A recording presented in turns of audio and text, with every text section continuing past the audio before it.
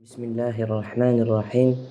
Elhamdülillahi Rabbil alemin. Ve salatu ve selamu ala Resulina Muhammed ve ala alihi ve ashabihi ecma'in.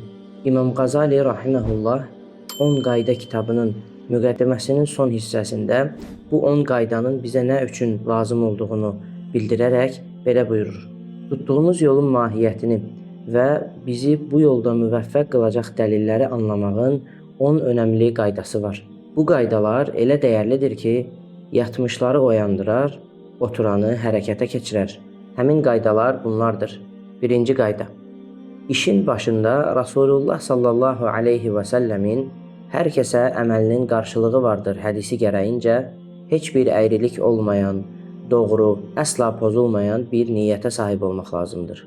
Niyyət, qəlbin bir şeyə dair iradə və yönəlişini ifadə edir. Niyyətin doğru olması demək, Allahın rızasını qazanma arzusuyla niyyəti əmələ tökmək və ya yenə onun rızasını qazanmaq üçün bir şeydən üz çevirməkdir. Niyyətin heç pozulmaması isə başlanğıcda sahib olunan saflıq və ixlasın davamlılığı və heç itirilməməsi deməkdir. Belə ki, bu niyyətin başlanğıcında nə varsa, sonunu da o təyin etməli və niyyətin içinə heç bir yad ünsür qarışmamalıdır. Niyyətin başlanğıcda daşıdığı saflıq və ixlasın bəzi nişanələri vardır.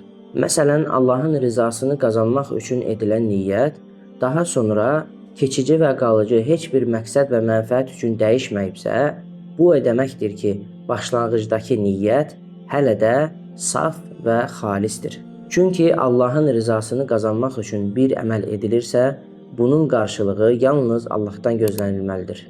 Dolayısıyla Allah rızası üçün bir şeylər etməyə niyyət edilib və bu mövzuda qəti qərarlı olduqdan sonra yaradılmışlardan bir təvəccüh görülmədiyi üçün bundan üz döndərilməz.